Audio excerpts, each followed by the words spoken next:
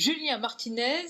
On vous accueille pour la première fois, bonjour. Merci Sonia. Merci d'être là. Vous êtes élu de Yana, c'est dans l'Ain. Vous êtes responsable de l'animation de la manufacture. Et la manufacture, c'est le mouvement de Xavier Bertrand. Vous êtes donc les Républicains. Merci de nous accompagner avec nos invités. Alors, tout d'abord, ces images, elles sont insoutenables, elles sont inqualifiables. Mais en effet, on va attendre que la justice fasse son œuvre et en tout cas que la nouvelle enquête délivre. Moi, ce que je voudrais dire, c'est que la sanction doit être à la hauteur justement du déshonneur qui est fait à l'ensemble des forces de l'ordre qui font un travail exemplaire au quotidien. Aujourd'hui, il y a 3 millions d'interventions par an, il y a 9 000 signalements, ce qui est absolument marginal. Il y a 150 000 policiers nationaux, vous avez 22 000 policiers municipaux, 13 000 ou 15 000 CRS, donc ça reste des cas évidemment isolés. Et je crois qu'on ne doit pas... C'est important, vous dites cas isolés, parce que certains interrogent quand même bien au-delà, ils disent qu'il y a une lame de fond. Donc vous dites, j'aimerais comprendre vraiment les arguments. Ce sont absolument des cas isolés, et il ne faut absolument pas instaurer et instiguer dans la société qu'il y ait une violence policière ou qu'il y ait un racisme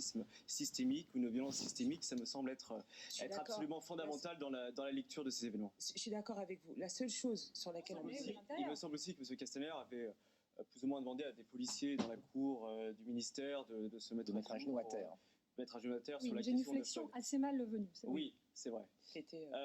Après, sur le symbole, alors M. Jacobelli nous disait à juste titre, bon, les footballeurs qui tweetent sur les faits de violence contre les policiers, il y aurait des dizaines de tweets par jour, quoi. Donc si on commence à rentrer là-dedans. Moi, je suis un élu de terrain et j'ai eu affaire, il y a 15 jours, donc à Oyonnax, à des scènes invraisemblables et inqualifiables de guérilla urbaine face à 40 délinquants. Et j'étais avec la police nationale, la police municipale aussi, qui fait un travail très important de complémentarité avec la police nationale et les CRS. Et je peux vous dire une chose, quand vous êtes au cœur de ces événements-là, que vous avez 40 délinquants en face, d'accord, avec des machettes, d'accord, qui vous bombardent de feux d'artifice et de mortiers de manière continuelle toute la soirée, et je peux vous dire que la responsabilité de la police nationale, police municipale, elle est exemplaire. Il y a eu 4 blessés parmi nos forces de l'ordre, et notamment parmi les pompiers. Donc je rappelle juste que les pompiers... Personne n'a dit qu'on mais là, je voudrais juste ajouter un point. Vous voyez, c'est que cet argumentaire-là... Heurter nos oreilles pour des tas de raisons. Hein. Mais aussi, premier flic de France. Comment vous avez trouvé cette...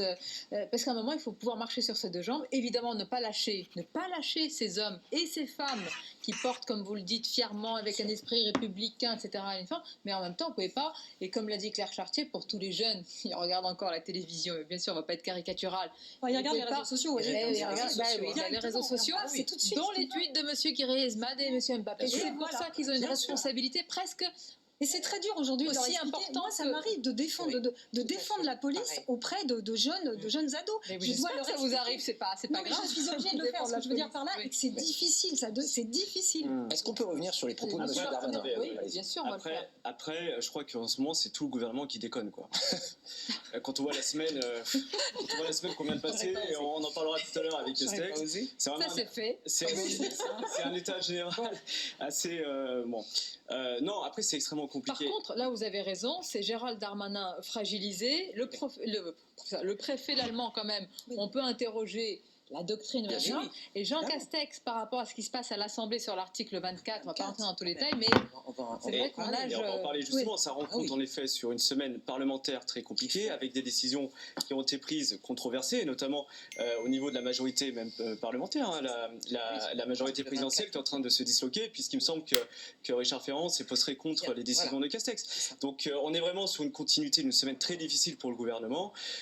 Après les propos de Gérald Darmanin, moi je le suis complètement et entièrement sur l'idée de défendre coûte que coûte la police, parce que c'est fondamental. Vous savez, on est sur une ligne. Coûte que coûte. Mais bien sûr, on est sur une ligne.